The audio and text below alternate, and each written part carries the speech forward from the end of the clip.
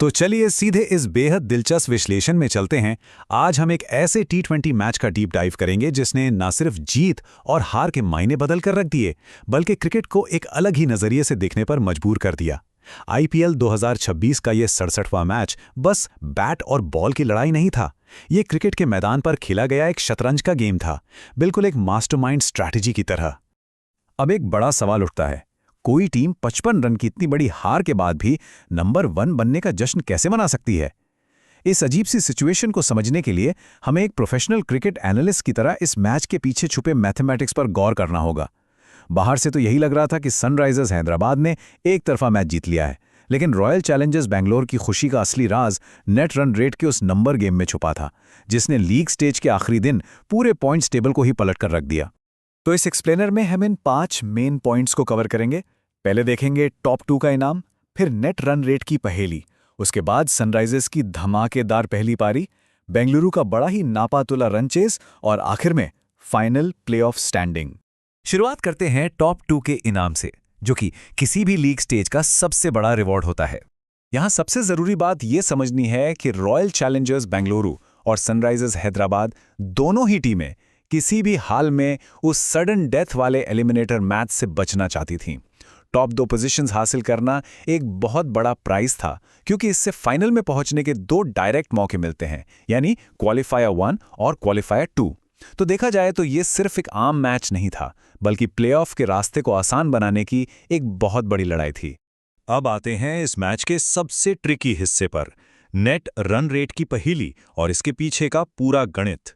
असल में हुआ ये था कि गुजरात टाइटंस पहले ही अपना टॉप स्पॉट पक्का कर चुकी थी। अब सनराइजर्स हैदराबाद को ये बहुत अच्छी तरह पता था कि उनके लिए सिर्फ मैच जीतना काफी नहीं होने वाला, क्योंकि नेट रन रेट में वो बेंगलोर से काफी पीछे थे।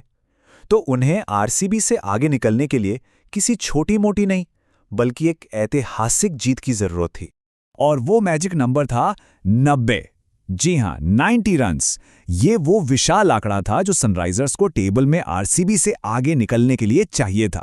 इसका सीधा सा मतलब ये था कि उन्हें पहली ही बॉल से ऐसे खेलना पड़ेगा जैसे वो पहले से ही किसी बहुत बड़े टारगेट का पीछा कर रहे हों, एकदम डू और डाई वाली सिचुएशन।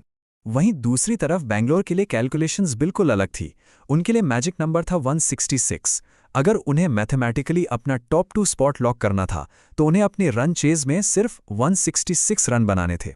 फिर चाहे वो असलियत में मैच जीतें या हारें, इससे कोई फर्क नहीं पड़ने वाला था। ये अपने आप में एक बेहद अनोखी और मजेदार स्थिति थी। और यहीं पर हमें दोनों टीमों की स्ट्रैटेजी में एक जमीन आसमान का अंतर देखने को मिलता है। एक तरफ थी सनराइजर्स हैदराबाद, जो पूरी तरह से डेस्परेट और आक्रामक क्रिकेट खेलने पर मजबूर थी, एकदम सडन डेथ वाले माइंडसेट के साथ। और दूसरी तरफ थी आरसीबी, जिसके पास ठंडे दिमाग से एक प्रैक्टिकल गेम खेलने और एक हारते हुए लक्ष्य को चेस करने की लग्जरी थी, ताकि बस वो सेफ स्कोर तक पहुंच जाएं। चलिए अब देखते हैं सनराइजर्स की उस आक्रामक पहली पारी को, जहां वो असल में एक अदृश्य लक्ष्य का पीछा कर रहे थे। उस 90 रन मार्जिन की कैलकुलेशन दिमाग में रखकर ईशान किशन, अभिषेक शर्मा और हेनरी क्लासन ने बिना किसी डर के एकदम अग्रेसिव बैटिंग की। उन्होंने आरसीबी के बॉलिंग अटैक को पूरी तरह से तहस-नहस कर दिया और 20 ओवर में 255 रन का एक विशाल स्कोर खड़ा कर दिया। अभिषेक शर्मा ने जहां पावर प्ले में भुवनेश्वर कुमार को टारगेट किया, वहीं क्लासन ने जोश हेजलवुड पर जबरदस्त प्रहार किए। ये सच में एक एक्सप्लोसिव इनिंग्स थी। और इस तरह ये मैच 2026 आईपीएल शेड्यूल का सबसे बड़ा क्लाइमैक्स बन गया। ये एक ऐसी रात थी जहां प्लेऑफ्स की उम्मीदों को जिंदा रखने के लिए सिर्फ जीत नहीं, बल्कि रिकॉर्ड तोड़ने वाला इरादा दिखाना सबसे ज्यादा जरूरी था। अब बात करते हैं बेंगलुरु के उस सोचे समझे रन चेस की, जहां उन्होंने मैच नहीं बल्कि पूरा का पूरा गणित खेला। अब देखिए, 256 रन्स का टारगेट सुनकर ही दिमाग चक्कर खा जाता है। इस बड़े टारगेट के दबाव को समझते हुए आरसीबी ने बहुत चालाकी से अपनी रणनीति बदल दी। उन्होंने पूरे 256 रन के पीछे भागने की जगह सिर्फ और सिर्फ उस 166 रन के क्वालिफिकेशन टारगेट को सेफली हासिल करने पर अपना पूरा फोकस लगा दिया। उनका लॉजिक बहुत क्लियर था। 256 चेस करने के चक्कर में टीम कोलैप्स होने का रिस्क लेने से बेहतर था प्रैक्टिकल होना। वेंकटेश अय्यर ने 18 बॉल्स पर 44 रन बनाकर एक अच्छी शुरुआत जरूर दी, लेकिन उसके बाद रजत पाटीदार और कृणाल पांड्या जैसे समझदार और स्टेबल बैटर्स ने बिना कोई बड़ा रिस्क लिए टीम को सेफ तरीके से 166 के आंकड़े के पार पहुंचा दिया। आरसीबी ने आखिर में 20 ओवर में 4 विकेट खोकर 200 रन बनाए। अब इस ठंडे दिमाग से की गई कैलकुलेशन ने इंटरनेट पर फैंस के बीच एक जबरदस्त बहस छेड़ दी। कुछ लोगों का स्ट्रांगली मानना था कि स्पोर्ट्समैनशिप के हिसाब से टीम को हर हाल में जीतने की ही कोशिश करनी चाहिए थी। वहीं दूसरी तरफ ऐसे भी लोग थे जिन्होंने इस मास्टर प्लानिंग की जमकर तारीफ की, क्योंकि हकीकत में उन्होंने अपनी 55 रन की हार को भी एक बहुत बड़ी कामयाबी में बदल दिया था। तो अब इस सब के बाद आइए आखिर में नजर डालते हैं फाइनल प्लेऑफ स्टैंडिंग पर।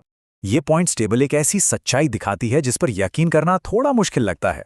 टॉप की तीनों टीमें आरसीबी, जीटी और एसआरएच बिल्कुल 18-18 पॉइंट्स पर बराबर खड़ी थीं। लेकिन बेंगलुरु के उस डिफेंसिव चेस का कमाल देखिए।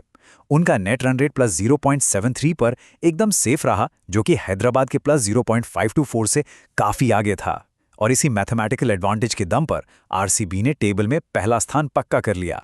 अब इससे बड़ी विडंबना और क्या हो सकती है कि सनराइजर्स हैदराबाद ने 255 रन बनाए, मैच भी 55 रन्स के बड़े अंतर से जीता। लेकिन यह शानदार जीत भी उन्हें मैथमेटिकली उस सडन डेथ एलिमिनेटर में जाने से नहीं बचा पाई। मैदान पर मैच जरूर एसआरएच ने जीता, लेकिन टॉप 2 की यह मैथमेटिकल लड़ाई वो हार गए थे। तो प्लेऑफ की तरफ आगे बढ़ते हुए हमारे पास एक बहुत बड़ा सवाल छूट जाता है।